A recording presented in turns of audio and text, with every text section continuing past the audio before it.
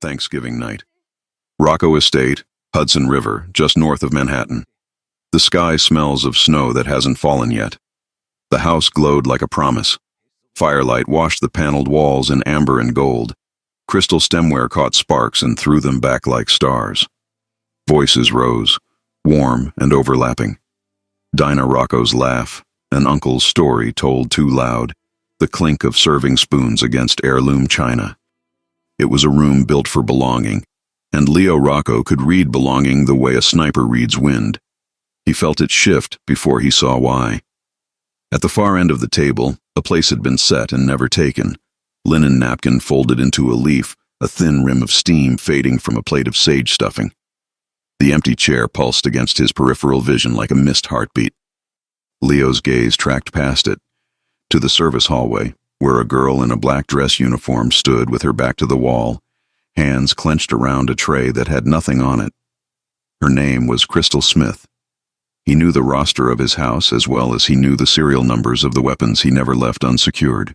He knew she was punctual, careful, polite in a way that tried not to take up air.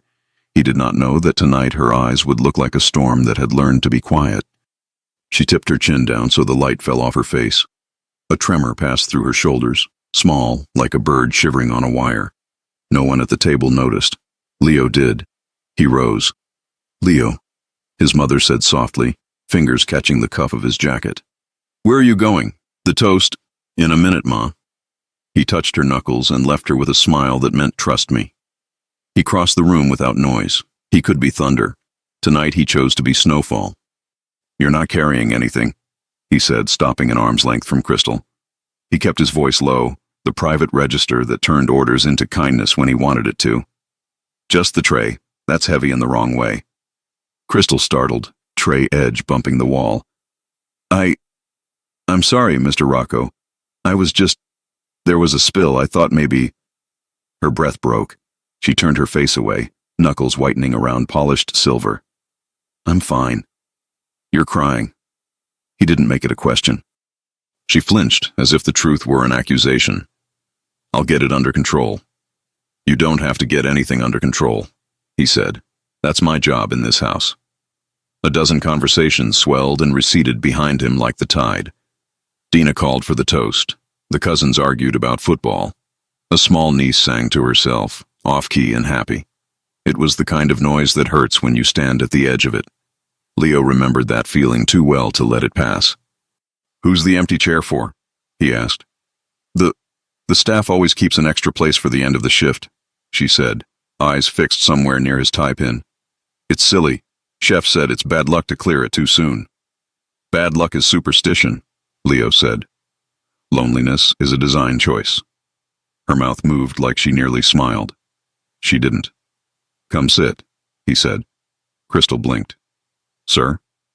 "At the table." He nodded toward the long stretch of family, friends, and history. "Thanksgiving is a table with all of us at it. Otherwise, it's not Thanksgiving. Come sit, Crystal."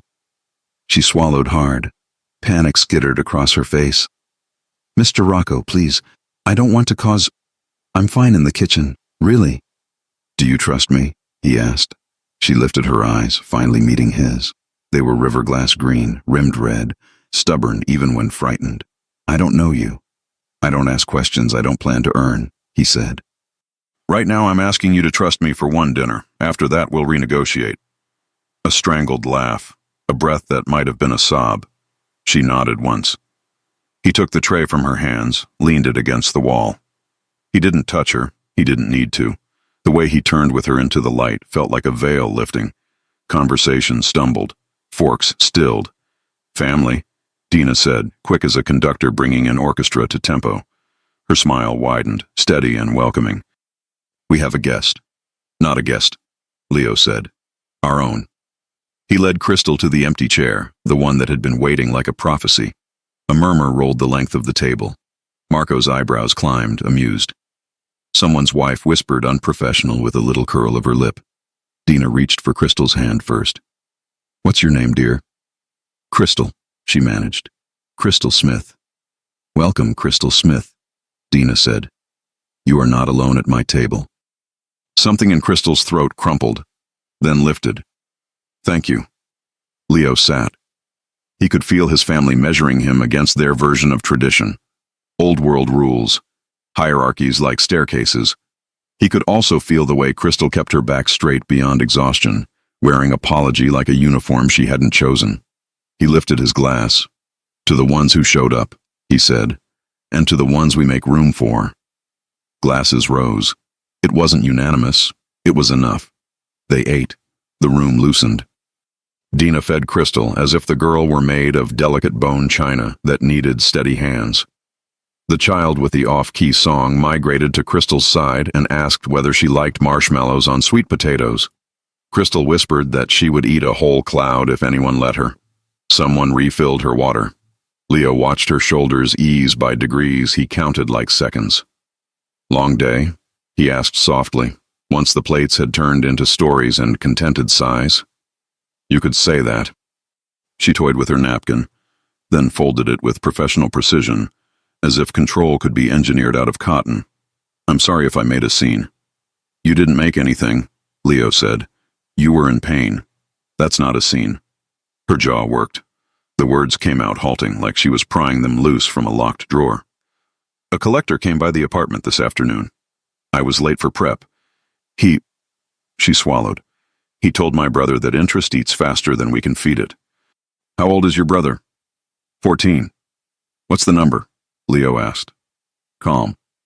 He was a man who asked for the number when the problem wanted to hide in adjectives. Crystal looked at him alarmed. You don't have to. I'm not asking you for.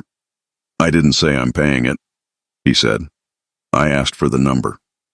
Her mouth trembled, then pressed hard at the corners like stitches. She told him. It was too high for a girl's wages and a boy's textbooks, too low for a man like Leo to notice if the world were simple. It wasn't. Who holds it now? He asked. I thought it was a bank at first, she said. Then the notices started coming from a company that doesn't have a person attached. The collector said. He said the paper changed hands. Twice. Marco laughed at the far end of the table, sharp, the sound of glass kissing stone. Leo didn't look over. Okay, Leo said. It meant I hear you. It also meant I have a list forming in my head and none of the names will survive the night unchanged.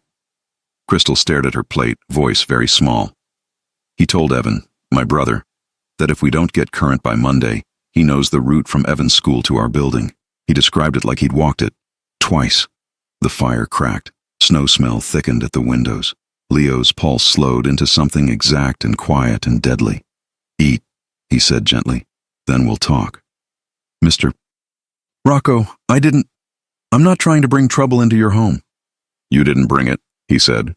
You revealed it. That's different. Dina touched Leo's wrist and then Crystal's, reading them both like a mother does. We'll send a package with you tonight, she said. Leftovers, pies, a little of everything. Tell me your brother's favorite. Pumpkin, Crystal whispered, as if saying pumpkin might be the strangest mercy in the world. Pumpkin it is. Dessert came with laughter again. Dina insisted on coffee. Leo felt the room breathe around Crystal like a living thing that had decided, slowly, skeptically, to call her by her name.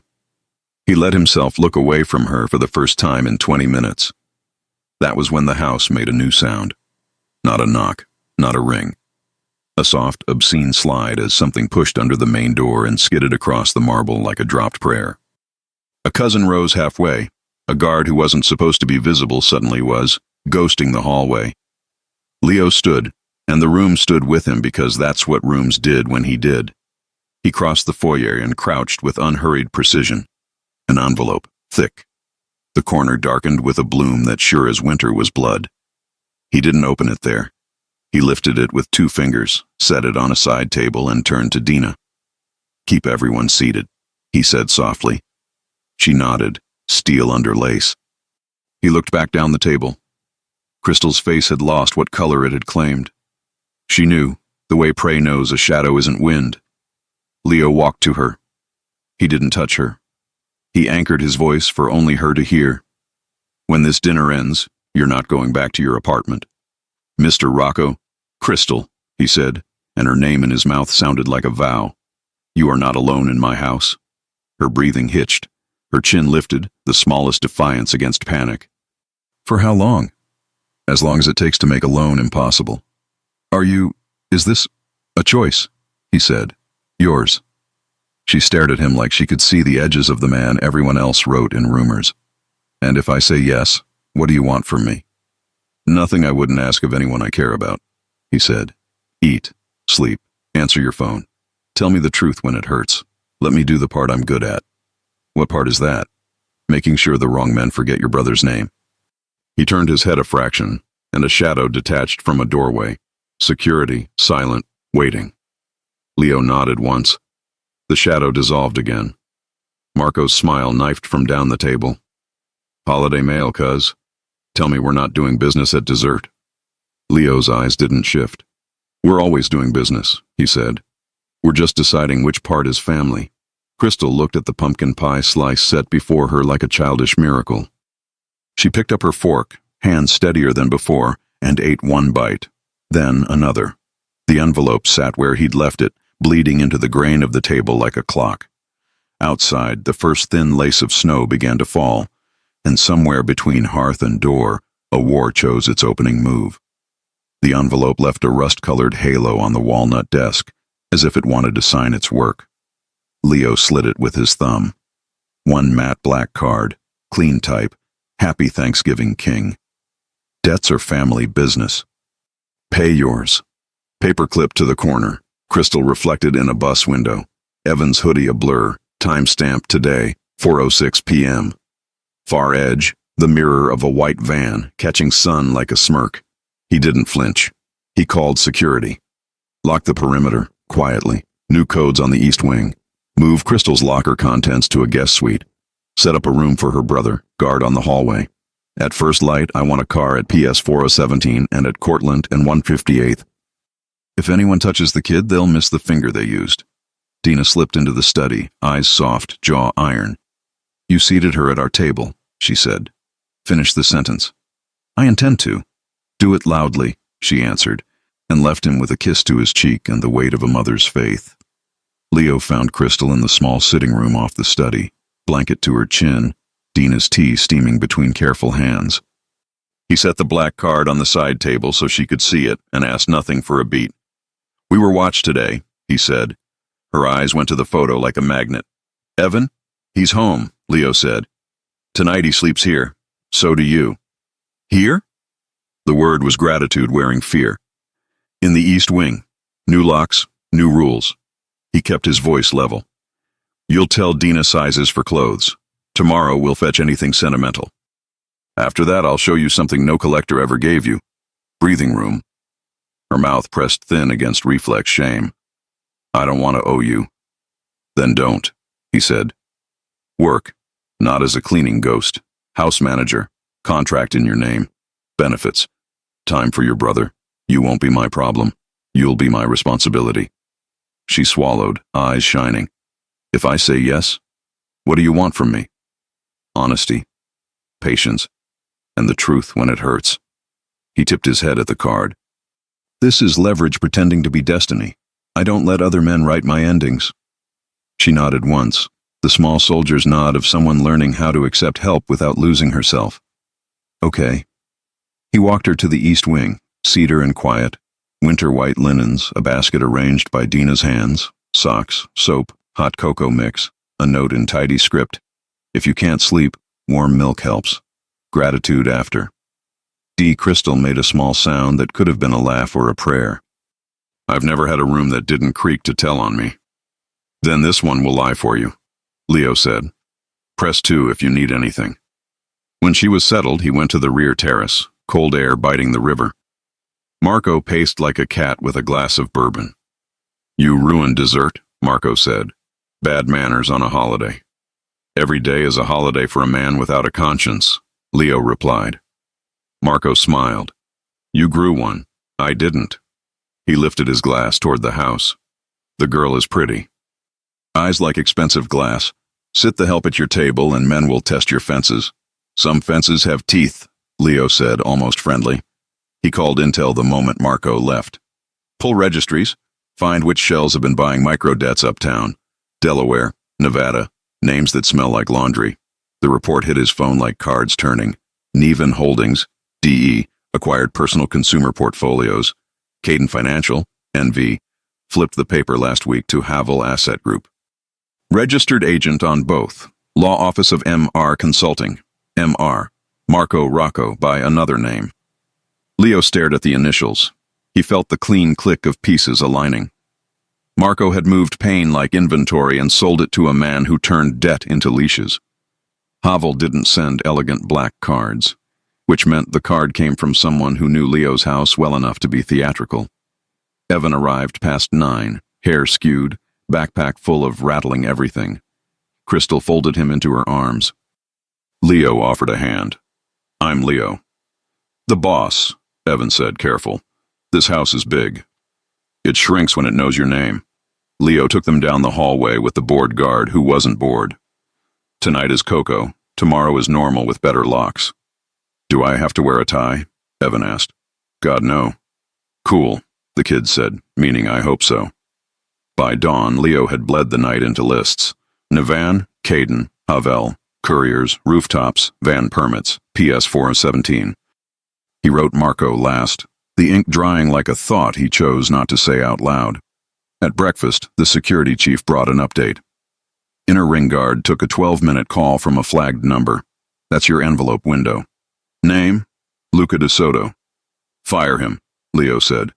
Then hire him back as bait. Pay stays. He just doesn't know I know. Crystal met him in the hall, hair damp, wearing a borrowed sweater. Your mother gave me a hat, she said, almost smiling. She said it was a good luck color. It will be, he said. Do you like the room? It didn't complain while I slept. She hesitated. What did the card say? He told her, flat and precise. At Havel, her fingers tightened in her cuff. Not a ghost, Leo said. Just a man. And men can bleed, she answered, soft but certain. He laid out the plan. You go with Dina to your apartment. Take what matters. My men move the rest. Evan rides with me to school. He meets his driver and the guard who will be invisible until he's not. When you're back, you read your contract. Not because I want to own you, because I want you to own your life. She nodded. Okay. Then, after a beat that sounded like trust, thank you. At PS 417, Leo handed Evan to Kay, a guard who looked carved from patience. If anyone you don't know talks to you, you talk to Kay, he said. The boy grunted teenage acceptance, which in a different language meant thanks for seeing me. Intel pinged. The white van sat under scaffolding 3 blocks away, a permit slightly off-center, a plate that lied lazily. The courier appeared, coffee in one hand, a forgettable face. He got into the passenger side. Interesting. The driver never turned his head. Snapshot, Leo said.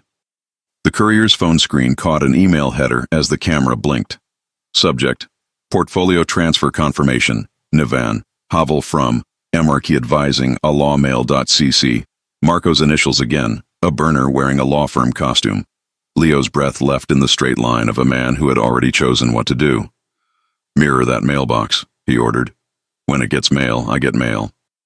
They've been rehearsing. Intel texted next, attaching yesterday's shot of the school from a high angle, the same van a block down. Enough, Leo replied. Quiet pickup. No sirens. His crew closed like a hand. The bored woman at the post was suddenly a badge. The driver discovered what it felt like to lose a plan. The courier learned that daylight answers to some men, too.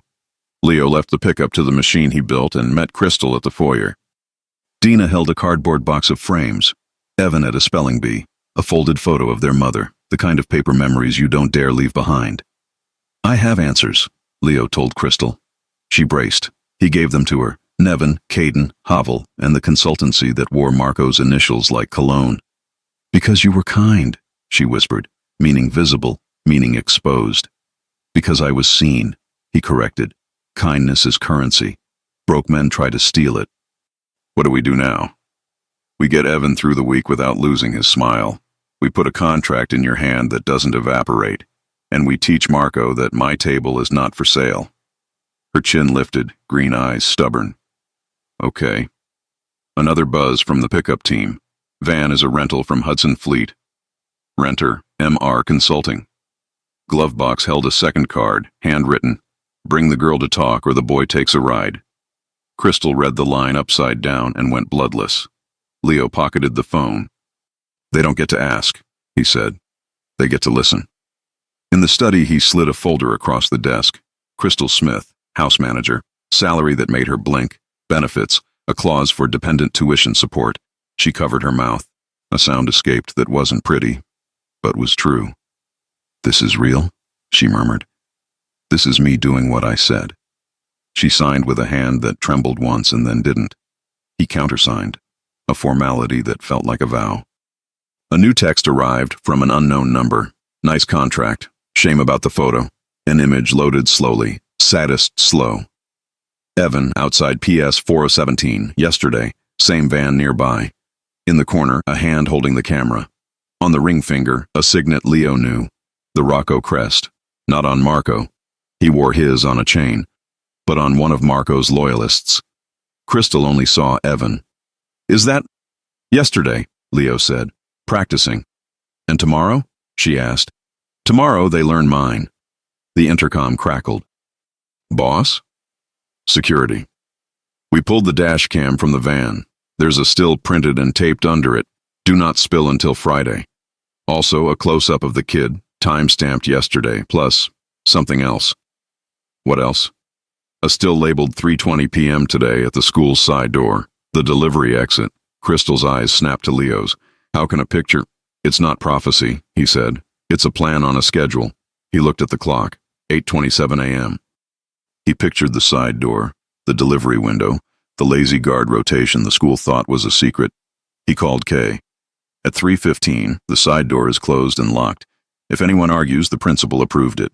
If the principal didn't, I just became very persuasive. "Yes, sir." He turned to Crystal. A new pressure lifted the room by the ribs. "You said you'd cut the leash," he told her. "Bring the knife." "Tell me where to stand," she answered, breath steadying, fear learning discipline. He told her, angles, names, the car she'd ride in, the signal if something went wrong and the backup if the signal didn't go through. She listened like a student who had waited her whole life for a class that mattered. Snow began in earnest, dry flakes scrimshawing the glass. The house held steady around 2 doors in the east wing, where a girl and her brother had finally slept. Leo's phone buzzed once more from the unknown number. Tick. Tock. Attached, 3 frames. Evan yesterday, Evan today, Evan tomorrow. Same van twice, the ring in 2 shots, 3 timestamps aligned like a fuse. Was the hand lighting it inside his own family?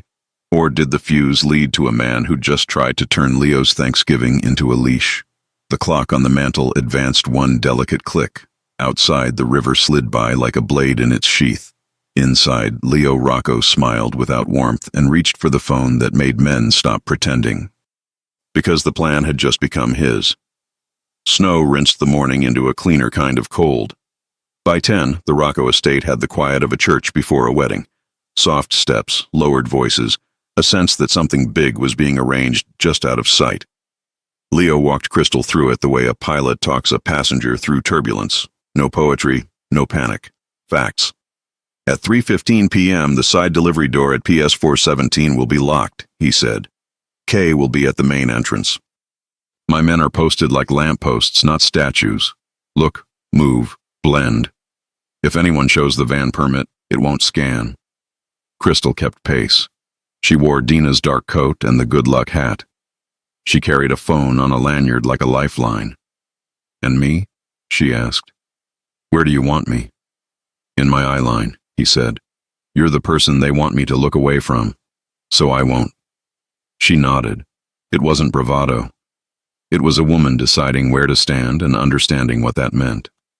They rode to the city with Evan wedged between them in the back seat, the winter light making the Hudson look like steel pulled thin. Evan played with the window button, up-down, testing the lock Leo had set. "If the side door's closed," Evan asked, "won't they just try the back?" "They'll try stupid first," Leo said. "It's habit." "Stupid gets you caught," Evan said, like he'd learned it from the world, not school. Crystal squeezed her brother's knee. "No superhero stuff," she told him. "You see something off? You walk the other way." "I'm not dumb," he muttered, but his eyes flicked to Leo, measuring whether adults meant what they said. "I know," she said. "I just like saying it." They dropped Evan near the gate. Kay bent to his level, said something that made him grin against his will, then palmed the intercom button and let him through. He didn't look back. He waved without turning his head. Teenagers were like that. They protected the parts that hurt by pretending no one could see them. Crystal watched him disappear, her breath fogged in a short burst. How long until this is normal? When the men doing this figure out they're bleeding money instead of making it, Leo said. Pain is a business for them. I will bankrupt the business. Back in the car, Crystal cut him a side glance. Do you always talk like that? Like what? Like you're filing a plan with the judge. I like judges that can't be bribed, he said, so I make my own. She almost smiled. And your verdict on me? Case still open, he said, and let it land warmer than it read. They spent an hour at the apartment with Dina, packing the kind of small treasures people forget to call valuable. Birthday cards with crayon suns, a chipped mug with a stubborn handle. The living room looked bigger empty. It also looked meaner. You kept it very clean, Dina said, meaning you kept order even when life didn't offer it. I work in other people's rooms all day, Crystal answered. It's hard to come home and stare at chaos. Dina touched her shoulder. You were never meant to carry it alone. On the way back to the estate, the Suburban's secure line pinged. Leo put the call on speaker so Crystal could hear. Courier sang, the intel lead said, voice calm with the satisfaction of a clean interrogation. He thought he was just delivering envelopes and digitals.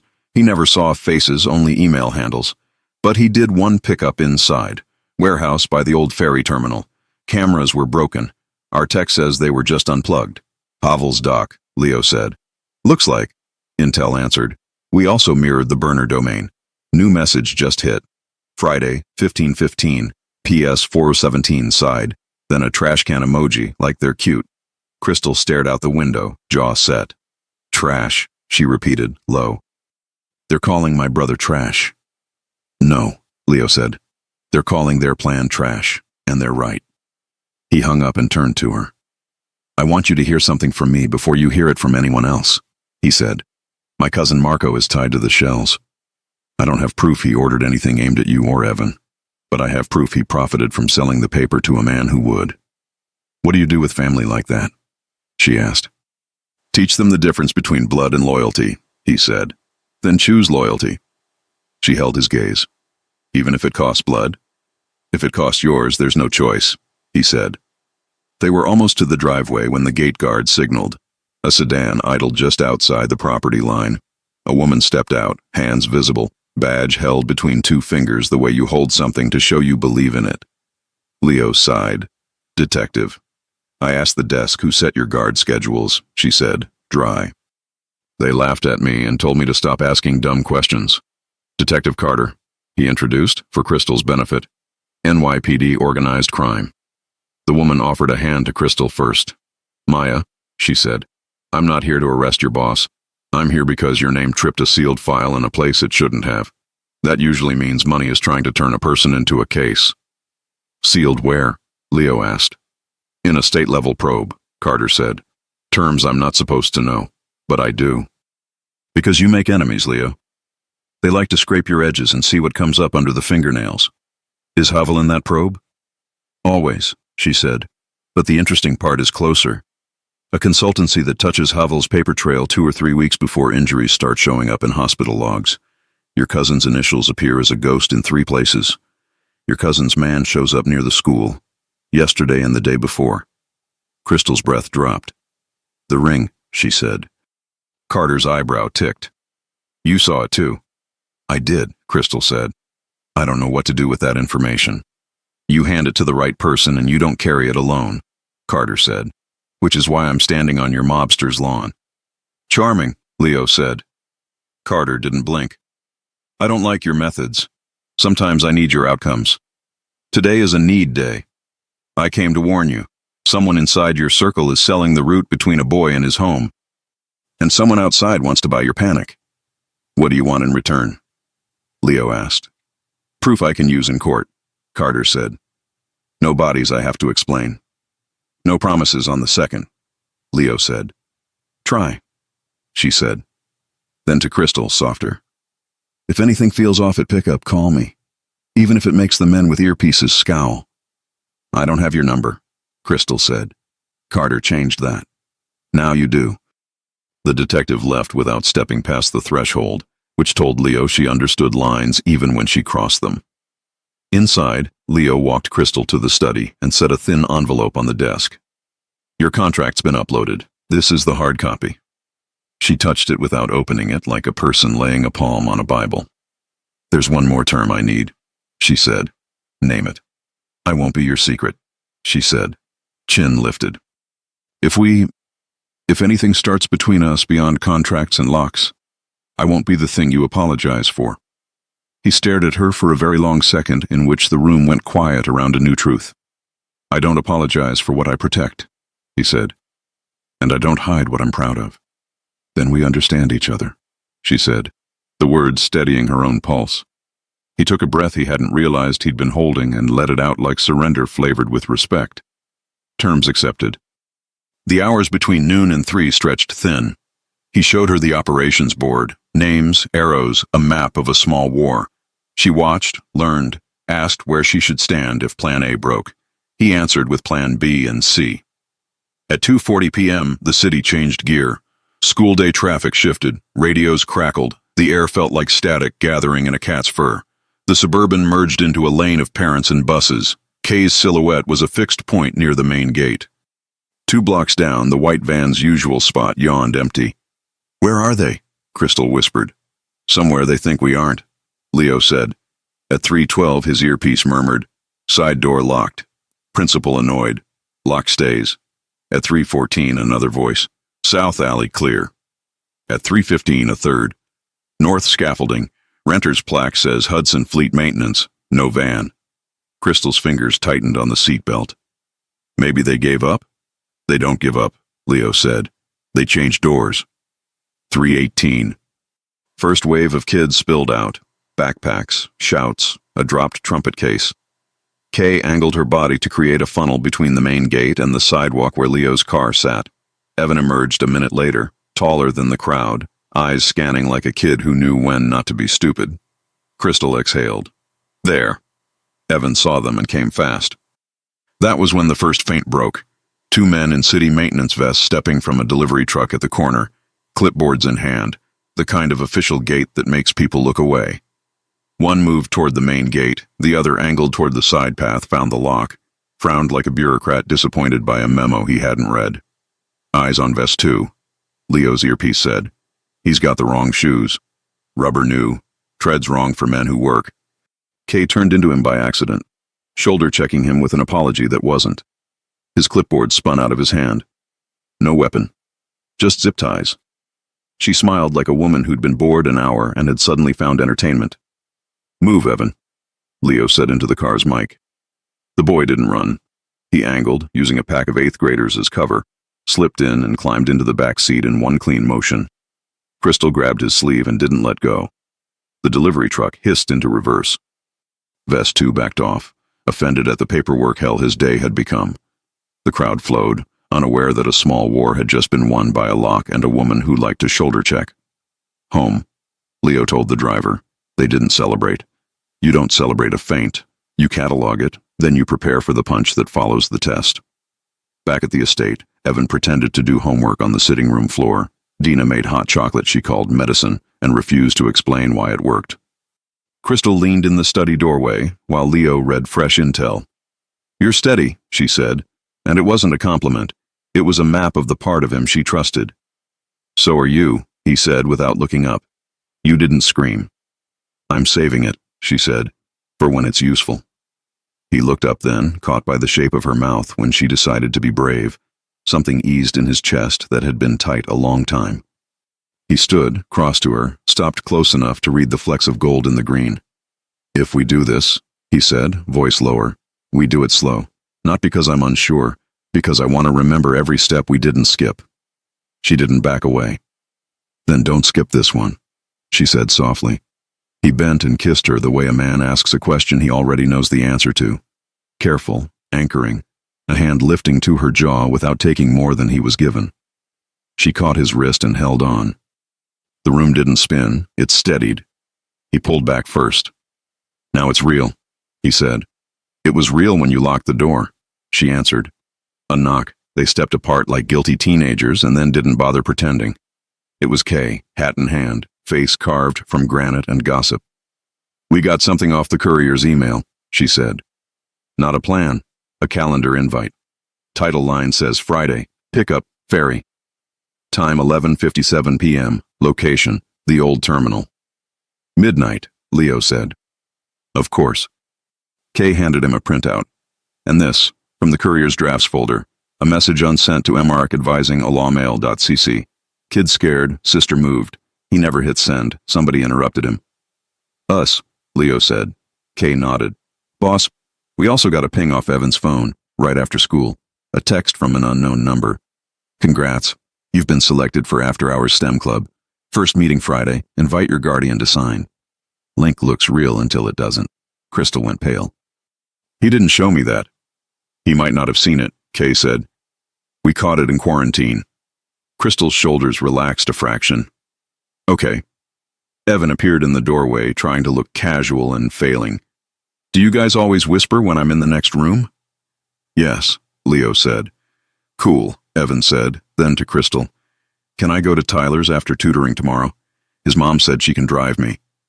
Text me the address, she said. He rolled his eyes like this was oppression, then grinned at Kay and vanished.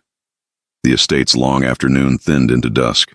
Snow sharpened, wind testing the eaves. Leo spread maps of the ferry terminal on the desk. Crystal leaned over them with him, smelling like winter and Dina's cocoa. Why midnight? She asked. Because men who want to be mythic like to feel the clock strike, he said. And because there's a tide then that covers footprints. You've done this before, she said. Different woman, different war, he said. Same math. She traced a finger along the dock shape. Where am I? Beside me, he said. And then because she'd asked not to be a secret, he added, where anyone can see. Her eyes warmed. So the world knows which team I'm on. So the world knows which team I'm on, he corrected. They were still there, arranging lanes and exits, when Leo's phone vibrated with an alert that didn't belong. It was Evan's location tag, something Kay had set to ping only if the boy deviated from his routes. Route alert. Evan left the house 6:11 p.m.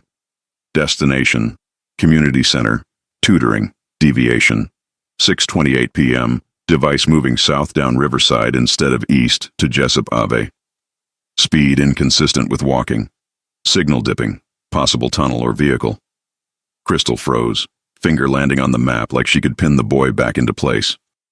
He's with the driver, right? He's with the driver. Leo was already calling. No answer. He called Kay. Find the car, he said. Pull traffic cams from Riverside. If the driver stopped for gas, find the pump. If he didn't, find the shadow that made him think he should. Bring me plate reads for everything near him for 3 blocks. Kay moved. The house moved. The river outside didn't. The phone buzzed. A message from Evan's number. 3 words. No punctuation. The kind of text that strips skin. Wrong car help.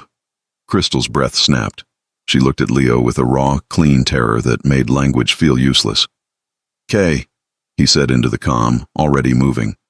Pull the driver's route from the last 10 minutes. I want every camera on Riverside. Track anything near our plates. Crystal's breath caught. He was with your driver. Not anymore, Leo said, grabbing his coat. You're coming with me. I'm not staying behind. That's why I said with me. They reached the Suburban in under a minute. The house that had felt like a fortress now sounded like a heart skipping beats. On the tablet, Evan's phone signal blinked once, then vanished underground. Tunnel, Leo muttered. They switched cars undercover. Crystal's voice trembled. He texted before they took it. Then he's thinking, Leo said. And if he's thinking, he's alive. The first camera feed appeared. A gray sedan easing in front of Leo's own car, forcing his driver to brake. A man opened the back door. Evan stepped in, calm, trusting the familiar shape of a car that wasn't theirs. Crystal made a strangled sound. He thought it was yours. Exactly what they wanted. Leo's tone was ice. They studied us. Another camera showed the sedan turning toward the docks. Behind it, the same white van that had haunted every photo. The message was clear. Havel's people had taken the bait meant for Leo. "Coal pier," Leo said. "They'll hide him by the water." "Then take me there," Crystal said. He looked at her, pale, shaking, unyielding, and nodded once. "You stay in my shadow. If I say run, you move before I finish the word." She nodded. "Copy." The coal pier stank of salt and rust. Wind hissed through broken railings. Team 3 flanked the entrance. Kay met them in the dark. "Gray sedan's parked," she whispered. Empty, door unlocked. Inside, Leo found a torn corner of paper, from a community center flyer, and one of Evan's loose shoelaces. A breadcrumb. "He left us a trail," Leo said, quiet pride threading the words. A noise ahead. Voices, low and mocking.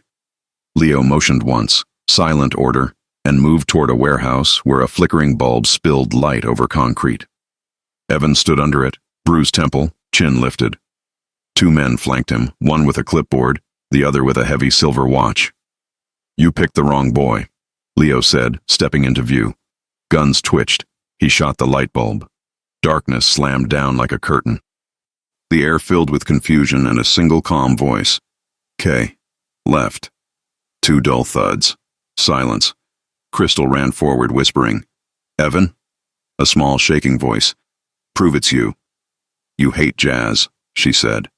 "That's her," Evan breathed. Crystal found his arm, pulled him close. He was trembling but standing. When the generator's emergency glow returned, both kidnappers were on the ground, Kay's work, neat and final. "The third one?" Leo asked. "Ran," Kay said. "Let him," Leo replied. "He'll lead us home." They got the boy to the car. Only when the doors locked did Crystal break, shaking with the leftover adrenaline she hadn't been allowed to show. "I hit one of them," Evan said, voice small. "With my backpack. He called me trash." Leo looked at him in the rear view. "Then you did your job, and you're not trash. You're family." Back at the mansion, Dina met them at the door with trembling hands that still knew how to mother.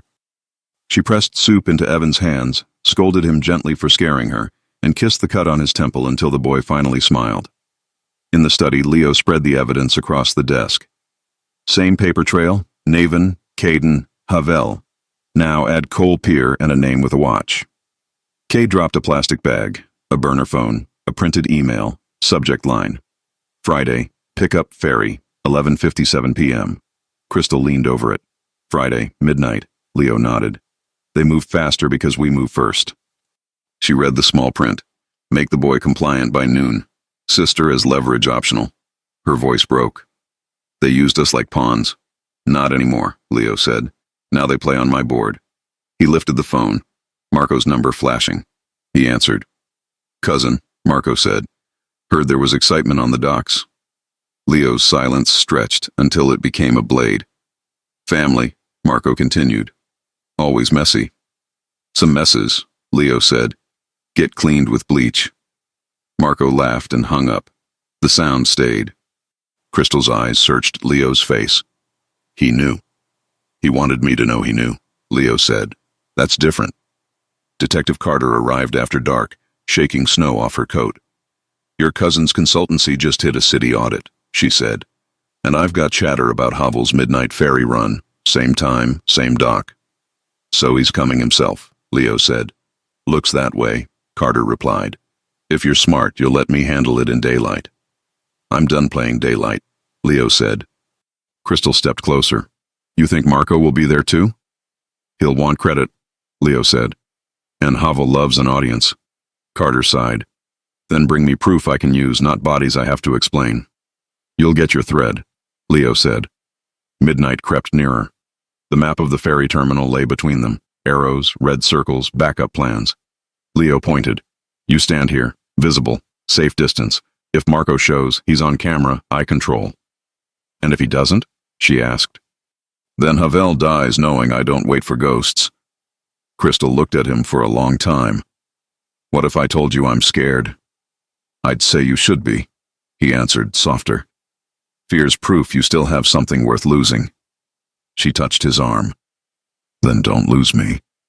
He caught her hand, pressed it once against his chest. I won't. At 10:47 p.m., the landline rang, the one no one should have. Leo answered. "Good evening, King," came Victor Havel's voice. Smooth, cruel. "You enjoyed my little game?" "You're not invited to my holidays," Leo said. "Oh, I think I am," Havel purred. "Friday, midnight, ferry terminal, no police.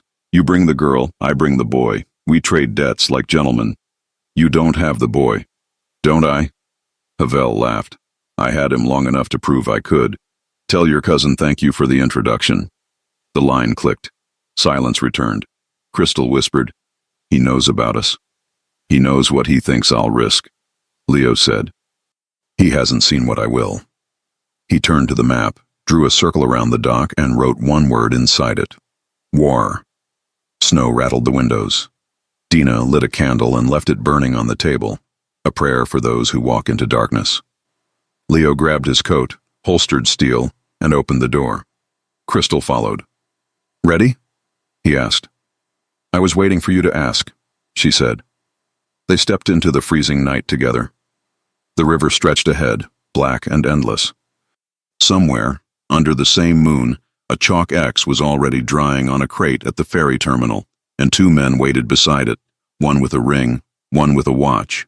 Midnight skimmed the river like a knife. The old ferry terminal hunched against the water, rusted ribs, blown bulbs, a concrete throat that swallowed sound. Snow sifted sideways, powdering crates, making footprints confess where they'd been. Leo arrived with the quiet that means force. Two SUVs rolled to black.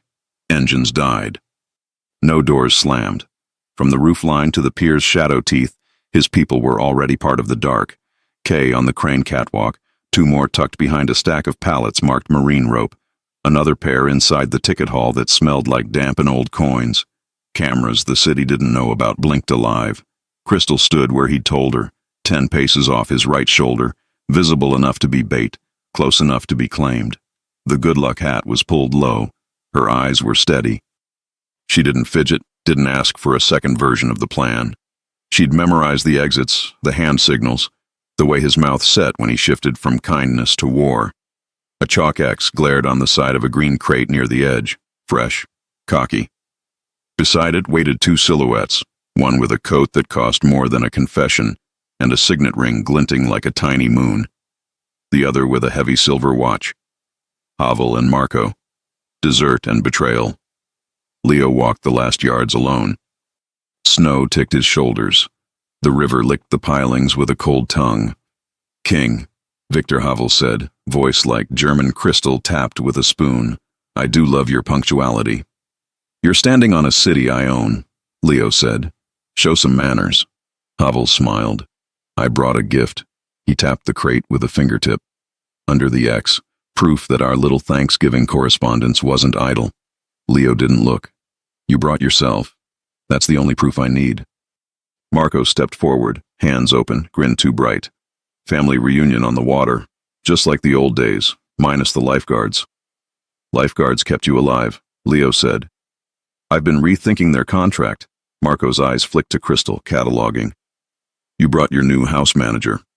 He tasted the term like a joke he wanted other men to laugh at. "I brought the woman under my protection," Leo said, voice flat. "Choose your words like you want your teeth tomorrow." Havel's ring caught the light as he adjusted his glove. "Protection," he mused. "A sweet myth, like kings, like family." His gaze slid to Marco. "Like cousins who don't invoice each other." Leo let that sit. Then, without moving his head, he said, "Kay," a small click in his ear. "On you," Kay whispered from the catwalk. Havel spread his hands, elegant. "Shall we trade fairy tales? You bring the girl, I bring the boy." He nodded at the X. "Open it." Leo didn't move. A figure in the shadow of the crates, a Rocco man, stepped forward with a pry bar and popped the lid. Inside, layered in plastic against the snow, was a stack of glossy stills. Evan, school steps, side door, 3 angles, printed timestamps, yesterday, today, tomorrow. Under them, a burner phone, screen cracked, red case, the one Evan had switched to 2 months ago. It buzzed on cue, screen lighting with a preloaded text. Tick, tock. Crystal's jaw set, a tremor deepening once and then smoothing. She didn't lunge. She looked at Leo. He gave the smallest nod. I see it. I'm still leading. Your point? Leo asked Havel. That I'm efficient, Havel said, and that your attachments have a price. Pay mine. You don't set my prices, Leo said, and turned his head a fraction. Marco, you called him to the table? Marco rolled a shoulder. Business needs partners. It needs loyalty, Leo said. It needs oxygen, Marco corrected. You made the city hold its breath for a maid with pretty eyes. I'm just helping it exhale. By selling children as leverage? Leo asked. By selling paper, Marco said, bored. Havel chose how to collect. I just rang the bell. Crystal's voice cut in, gentle and lethal. You rang it on a kid who calls the wrong number when he's scared, and on a woman who cleans up after all your holidays. Marco's smile flickered. She speaks. She decides, Leo said. And so do I. He lifted his hand. Two of his men stepped out holding a tablet and a satchel. Leo took the tablet, swiped, and threw the image up on a portable screen Kay had clipped to a crane girder. A grid of transactions, Nivan, Caden, Havel, routing numbers highlighted, timestamps circled, a familiar consultancy name, MR Advising, bridging money that was supposed to be air. Havel's mouth barely moved. Subtle. Recorded, Leo said, and mirrored to a detective who's very patient with my outcomes when I bring her threads. Marco's eyes tightened, a tell he never managed to delete. You don't have the courier. I have enough, Leo said. Plus the driver you rented Hudson Fleet under. Plus the dash cam with your ring in the corner. Your man, your watch, your dock. Havel's ring clicked against the crate, idle music. And yet you came. He looked at Crystal again. Which means you intend to pay one way or another. Leo smiled without warmth. I came to collect. Havel's men unfolded from the dark, 4, then 6, then 8, vests and gloves and bored, violent eyes. On the roof ridge above the ticket hall, 3 red dots winked, scopes or toys hard to tell from the ground. Kay murmured, 3 topside, 2 crane, I have shots, yours? Hold, Leo breathed. Havel cocked his head amused. No police, no snipers, and yet I smell both. No police, Leo agreed. The snipers are mine. Havel laughed, delighted. Better. Marco drifted a step left as if checking angles. Leo watched his boots, not his smile. Snow had settled on the toe caps, then melted. He'd been here a while, longer than Havel. He had placed the X. He had told himself it made him an artist. Leo lowered his voice until it belonged to the space between them. You lured me with paper and timing. You used a boy's panic like bait. You think that makes you a partner. It makes you a footnote. Marco's jaw worked. He seemed to decide something and didn't quite finish deciding it. You're too soft, he said. You got soft when you started setting chairs for people who should carry plates. Family is who sits, Leo said, not who takes. Havel clapped once, crisp. Gentlemen, we're wasting moonlight. I propose a simple exchange. You bring the girl. He tilted his head toward Crystal. And in return, I give you a 24-hour grace period on the boy, after which I do exactly as my note promised. You get to play hero. I get to prove a thesis about kings. You don't get her, Leo said. Then you don't get your 24 hours, Havel replied pleasantly. And we start carving up your city by breakfast. We will begin with schools. Crystal's heart hit hard once. She stepped closer to Leo until their shoulders almost touched. Don't bargain with me, she said, not to Havel, to Leo. Don't trade me for time. Havel's eyes warmed with appreciation. Lovely. A romantic. Leo didn't look away from her. I don't trade the people I protect, he said. I moved the table. He lifted his hand again. On the crane, something blinked. The chalk X flared. An LED stamp K had pasted a minute earlier, unnoticed. It pulsed once, twice, a heartbeat. The portable screen changed feeds, a high vantage angle none of Havel's men had scouted, showing their own flank, and then froze on a face in Havel's crew. The man with the watch. Claudio Rivas, Leo said calmly. Felon. Out on a paper job through a consultancy that rhymes with your initials, Marco. Wife and a daughter. They live above a bodega on 145th. Your boss promised them a stipend if you didn't come back. He lied. Watch Bevel Claudio twitched. The river heard his pulse. Leo kept going, voice even, not cruel. Two of you have warrants on technicalities that start failing when the right detective cares. Three of you are here because you think the man with the ring on his finger will remember your names once you're dead. He nodded at Havel. He won't. Kay's voice skimmed Leo's ear. Scopes on two faces. They're listening. Leo didn't ask for surrender. He just set the facts on the night and let gravity work. Men shifted. One lowered his gun a degree. Another exhaled like he'd been hoarding air. Claudio's jaw creaked. Havel's smile thinned.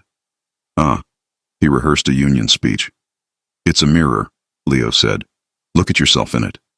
Havel snapped his fingers. Two of his men moved to flank Crystal quick. Leo had air between breath and bullet. He filled it with a word. Now. Light changed. From the ticket hall, flood lamps blazed white. From the far pier, a horn wailed once, the agreed signal for move the pawns. Kay's first shot shattered a scope. The second nailed a floodlight behind Havel's shoulder, exploding it into glitter to blind his rear line. Leo stepped into the gap. Chaos surged clean. Leo drove Havel sideways, with a shoulder and a hand to the ring wrist, twisting until bones considered new careers. The ring bit his palm. Havel hissed, vicious and impressed. Marco lunged, toward Leo, not Havel. A blade flashed. It wasn't meant for the ring hand. It was meant for Leo's ribs. Kay's third shot pinged the knife from Marco's grip and turned it into junk skittering under the crate. Marco froze, then laughed too loudly. Testing reflexes, cuz. You just failed yours, Leo said. Around them, two of Havel's men dropped weapons and lifted hands. Claudio did not go down. He came forward, shoving another gun aside, as if choosing a future in real time. My kid's 8, he said to Havel, voice rough with the decision hurting his throat. You don't get to buy her lunch with my funeral. Havel's face smoothed into something reptilian. He pivoted, fast, a line of motion like a blade through fabric, and in the pivot, his free hand found a small pistol you don't see until it speaks. Crystal didn't think. She moved. She stepped across Leo's front and set herself to his right, left shoulder forward, body a shield where love insists on geometry. Havel's eyes landed on the choice like a hawk finding a mouse. Sweet, he said. Let's measure what kings will pay. The gun rose.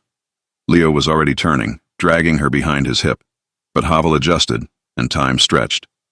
The river paused. Snow held its breath. A shape broke to their left. Marco, of all men, slamming into Havel's arm from the side with a wild, graceless tackle that knocked the pistol wide. The shot cracked past Crystal's ear and killed a piece of fog. Marco cursed, half laughing, half terrified. I like my cousin alive, he barked at Havel. I can't rob a corpse. Havel slammed an elbow back. Marco staggered, teeth pink. The gun reoriented as if it knew where it had always wanted to point. Kay fired, but Havel had read angles his entire life. He jerked Crystal in front of him with an arm like threaded cable, pistol pivoted, barrel kissing the skin just below her temple. Everything stopped with the clarity of ice. Leo's hands lifted a fraction, empty, furious, sure. Around them, men froze in postures that hurt. The flood lamps hummed, the ring gleamed, the watch ticked. Havel's breath ghosted Crystal's cheek. Kings, he said softly, to Leo and the river and the night. Choose. His eyes were all tea-time politeness. His voice was winter. Your empire, he said, or your woman. Crystal's pulse slammed under Havel's forearm and then steadied, as if she had discovered a new center that didn't belong to fear. She looked at Leo, not pleading, not releasing him, just with him. Her mouth shaped two silent words. Don't trade. Kay's whisper threaded Leo's ear. I have half a shot, not enough to promise. Beyond the flood lamps, a black SUV rolled to a stop with its lights dead.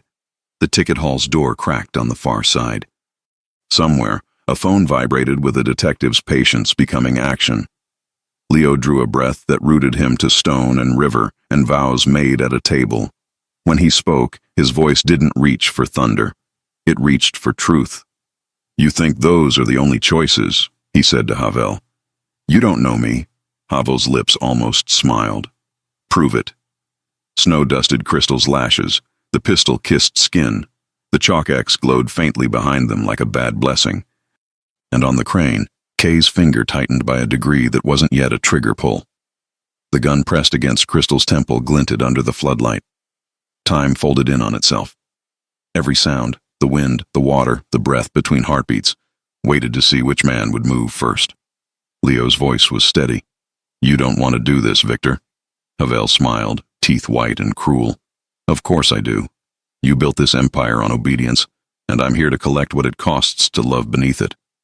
"Then you misunderstood everything I've built," Leo said. He flicked his eyes toward the water, just once, enough for Kay on the crane to catch it. A silent code, one they had rehearsed without rehearsing. Plan C. Kay shifted her stance, wind brushing her coat. "Tell your man to lower his rifle," Havel warned. "You can't shoot me without hitting her." Leo's mouth curved slightly. "You're assuming she's my weakness." Crystal swallowed. "Leo," he met her eyes. "You're my strength. Stay still." The snow thickened, a curtain of white between movement and mistake. Marco stood to the side, clutching his bruised ribs, torn between shame and survival. "Havel," Leo said quietly. "Look at her hands." The mobster frowned. "What?" "She's holding your ring hand." Crystal moved fast, training by adrenaline, not by lesson. Her right hand clamped over Havel's wrist. Her left dropped, twisting the small pistol out of his grip. Leo lunged the same second, driving his shoulder into Havel's chest. The gun fired once, into air, into noise, and then vanished beneath Leo's boot. Kay's shot cracked an instant later, shattering the floodlight above them and plunging the dock into dark blue twilight. By the time the echo faded, Havel was on his knees, Leo's forearm locked under his jaw. Marco staggered backward, hands half raised. "Cousin," Leo didn't look at him. "You called him here. You brought danger to my table. You made our name a target." "I didn't know they'd touch the boy," Marco said. "It was supposed to be leverage, not blood." "There's no such thing as clean leverage," Leo said.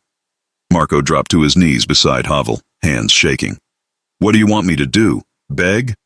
"I want you to listen," Leo said, voice low enough that Crystal could barely hear.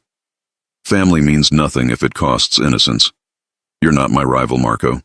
You're my warning." Havel tried to speak. Leo's grip tightened. "You use debts to feed your hunger," Leo said.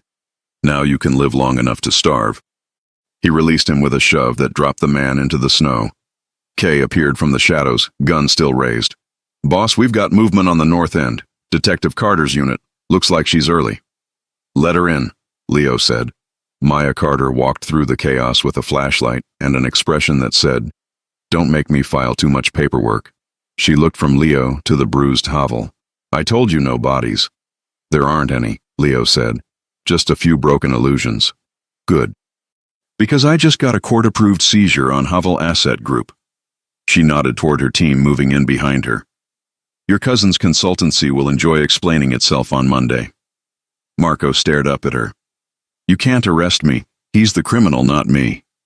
"Funny thing about paper trails," Carter said, snapping cuffs around his wrists. "They never lie as cleanly as people do." She turned to Leo. "You said you'd bring me a thread. You brought me a tapestry." "I don't like loose ends," Leo said.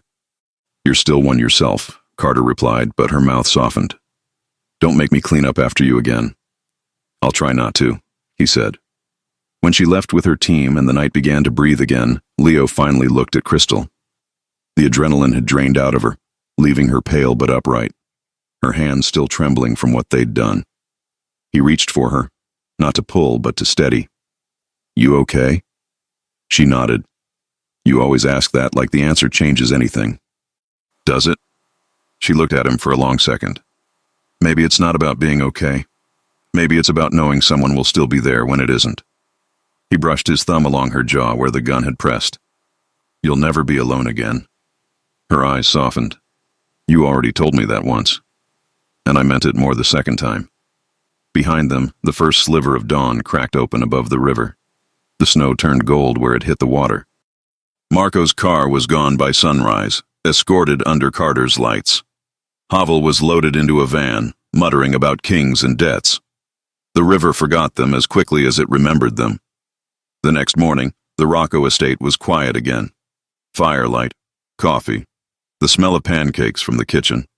Evan sat at the dining table, head bandaged, fork in hand, half proud, half annoyed that adults kept asking if he needed more syrup. Dina placed a new chair beside his and patted it. "Crystal," she said. "This one's yours now. Permanent." Crystal froze. "I can't." "You can," Dina said. "Family isn't blood. It's who shows up."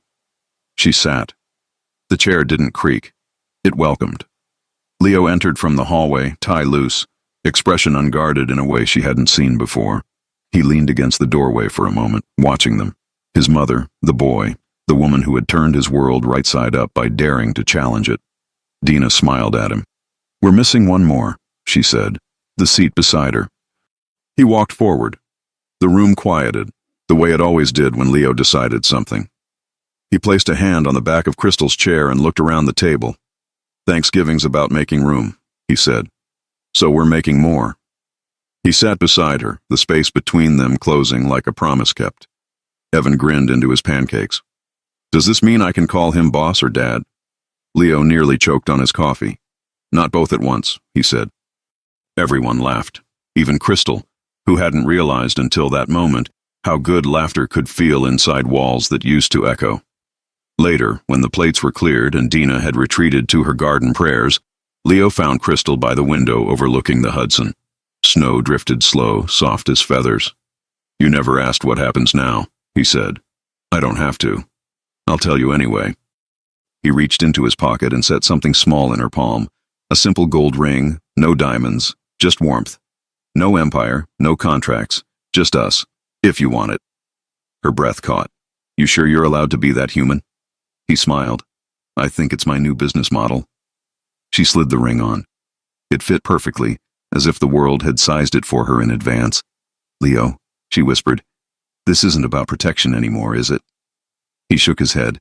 "It's about belonging. The kind that doesn't come with debts."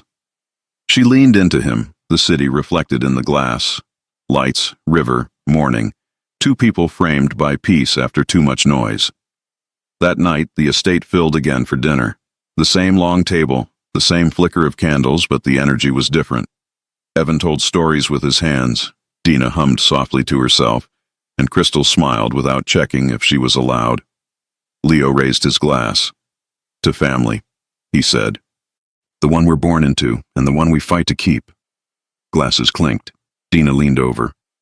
"You seated her at the table once," she said softly. "Now she's the table's heart." Leo looked at Crystal, and in her eyes he saw the reflection of every promise he hadn't known how to make until now. "Happy Thanksgiving," he murmured. "Every day," she whispered back. Outside, the river kept its quiet watch.